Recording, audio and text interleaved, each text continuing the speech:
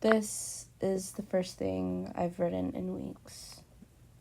As the leaves turn sour under the crisping autumn air, where greens twist into bright canary yellows, I am shutting off the bubble case I've diluted into my system. Now I can say, boldly, proudly, I'm a writer. I haven't written a single complete story in years. There's something about being young, something about lacking a ripe, bittersweet understanding that there will always be a better writer out there somewhere, wrenching out the most catastrophic, heartwarming pieces of literature to ache out of the 21st century apocalypse that has become our lives. What do you do for fun? I write. I love to write, but I'm also a liar. I haven't written in ages. Nothing appears to solidify into something worth typing. If it's not for money, if it's not for a nice prize for a college application, if it's not for, wow, I wish I had your talent, then it's nothing at all. For many years, like many, I haven't written something that I deemed worth writable. I figured some unspoken rule that us liars, so-called writers, keep amongst ourselves.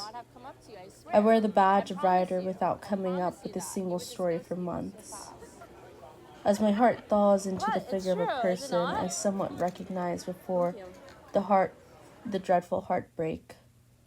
It's not hard to meet eyes with a beast, a cruel and sightly thing that I know, is the woman I haven't fed in ages.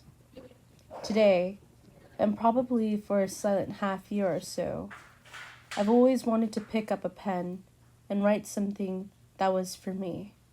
Something that could caress the tender wound in my chest when I type on another club application, Google form asking about a hobby or two that I have. What are hobbies?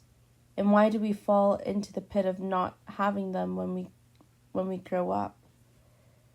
The longer I sit on this mound that's stereotypically morphing into another degrading mountain I must hike to satiate my pretentious lust for a good sentence or two, the more I realize we're not the only unlucky ones. Hours upon hours, I've learned how to write without shame. Until the shame kicks in, and even posting on an anonymous website such as Substack rips through me. If you knew me in real life, you would know I live a life without shame. Or at least, I try to gaslight myself that is how my body and my voice behave in the outside world. I'm the obnoxious voice who dares to sing out loud on the way to class. I'm the promiscuous girl with the miniskirt who attempts to shake ass on the way to class. I don't intend to sound cringeworthy, as I hope to paint you a clear vision of my late dinner run mid-study break with my roommate. I walk, or more accurately I strut, through campus like the world is my oyster. Yet on the internet, I'm nothing but a cringed 19-year-old who has yet to know what it means to really live. The fear of being seen, the fear of being wrong, of being too much or not enough at all. It's all one big bubble that I temporarily overcome at times, while at other times fall helplessly victim to all the time. This isn't one of those essays that tell you what to do.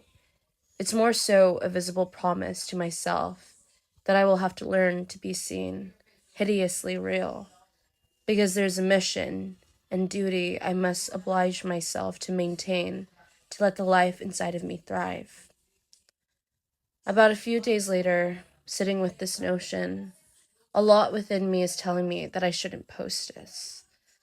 It paints this revolting image that other writers will probably accidentally come across this reflection and shudder and cringe and mortification at my superficial thoughts or terrible grammar syntax.